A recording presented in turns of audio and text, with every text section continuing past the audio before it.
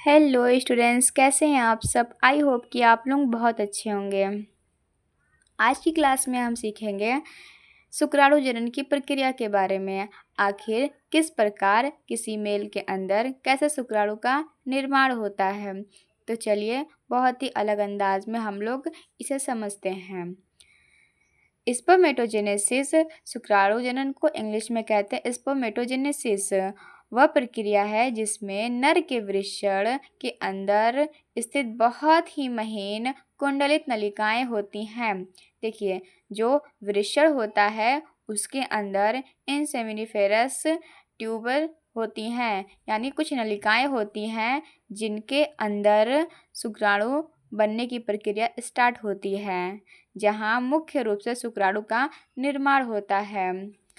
वृषण के अंदर कुछ अतिकुंडली महीन नलिकाएं होती हैं जहाँ से शुक्राणु जनन की प्रक्रिया स्टार्ट होती है और यह प्रक्रिया मुख्य चरणों में संपन्न होती है। तो आइए समझते हैं कौन कौन से चरण हैं। पहला है गुणन प्रावस्था, दूसरा है वृद्धि प्रावस्था, तीसरा है परिपक्वन प्रावस्था और चौथा है कायांतरण। लेकिन अधिकांश हम लोग 3 ही चरणों को लेकर चलते हैं। ठीक है, तो आइए एक एक चरण के बारे में हम लोग आराम से समझते हैं। स्पर्मेटोगोनिया समसूत्री विभाजन से संख्या में बढ़ते हैं। देखिए, आइए हम लोग समझते हैं।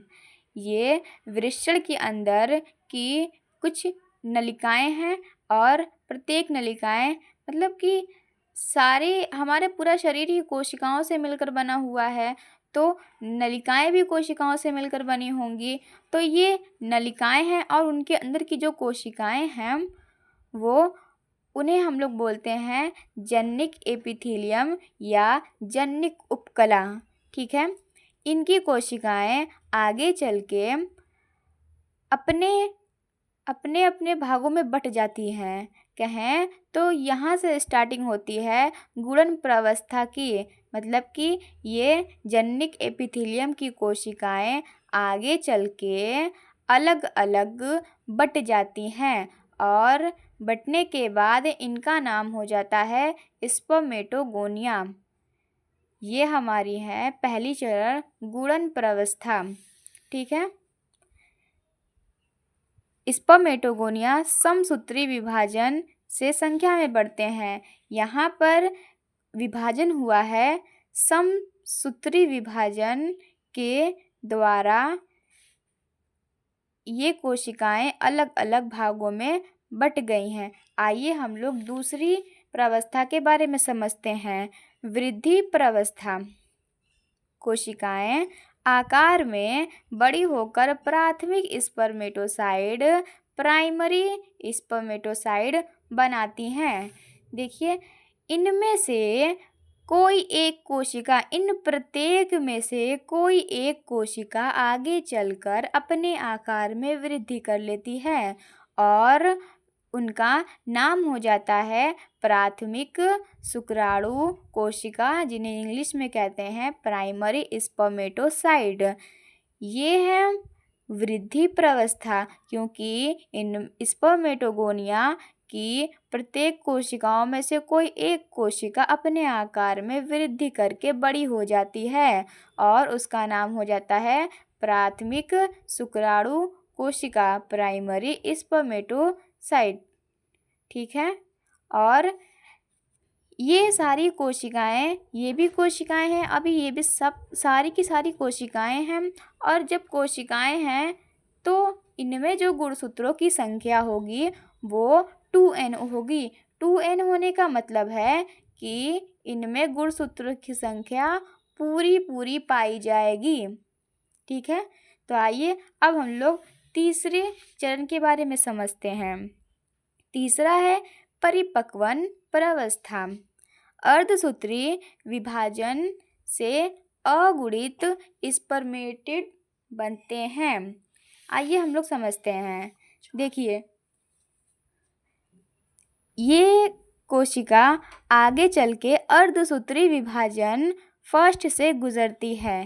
पहले हम यहाँ पे समसूत्री विभाजन कराते थे, ठीक है, जिन्हें इंग्लिश में कहते हैं माइटोसिस डिवीज़न, और अब ये प्राइमरी स्पर्मेटोसाइड अर्धसूत्री विभाजन फर्स्ट से गुजरती है, और इंग्लिश में कहें तो मियोसिस फर्स्ट से गुजरती है, तो 2 कोशिकाओं का निर्माण करती है। ये प्राइमरी स्पर्मेटोसाइड आगे चल के 2 कोशिकाओं का निर्माण करती है, जिनका नाम है सेकेंडरी स्पर्मेटोसाइट। जिनका नाम क्या रहेगा? Secondary spermatocyte. हिंदी में कहें तो द्वितीय शुक्राणु कोशिका। तो चलिए हम लोग समझते हैं। और ये कोशिकाएं जो सेकेंडरी स्पर्मेटोसाइट हैं, उनमें गुणसूत्रों की संख्या आधी हो जाएगी, कहें तो 23 हो जाएगी। अब क्या होगा कि सेकेंडरी स्पर्मेटोसाइड सेकंड अर्धसूत्री विभाजन से गुजरेंगी, तो ये 4 शुक्राणु प्रसू का निर्माण करेंगी, 4 स्पर्मेटोसाइट का निर्माण करेंगी। अब क्या होगा? ये स्पर्मेटोसाइड आगे चल के शुक्राणु में कायांतरित हो जाएंगी, कहें तो पूर्ण शुक्राणु में परिवर्तित हो जाएंगी। आइए हम लोग समझते हैं। कायांतरण को इंग्लिश में कहते हैं स्पर्मियोजेनेसिस। स्पर्मेटिड का पुच्छ वाले सक्रिय स्पर्म में बदलना। ये स्पर्मेटिड आगे चल के पुच्छ के साथ शुक्राणु में परिवर्तित हो गई थी, और ये भी रहेंगी n, यानी इनमें भी गुणसूत्रों की संख्या आधी रहेगी। ठीक है, यहाँ से स्टार्ट हुई थी परिपक्वन प्रावस्था। आइए हम लोग समझते हैं कि शुक्राणु जनन में किस किस हार्मोन का योगदान रहता है। तो इस पूरी प्रक्रिया को शुरू और नियंत्रित करने में मुख्य 5 हार्मोन का योगदान होता है। पहला है GnRH, फिर LH और FSH और टेस्टोस्टेरोन और इनहिबिन। हम ये सारे हार्मोन को नेक्स्ट वीडियो में समझेंगे कि आखिर ये हार्मोन कहाँ से स्रावित होते हैं। ठीक है, तो आई होप कि आप लोगों को समझ में आया होगा। तो प्लीज़ वीडियो को लाइक सब्सक्राइब ज़रूर करें, और जो भी डाउट होगा उसे कमेंट करेंगे। ठीक है, तो बाय बाय।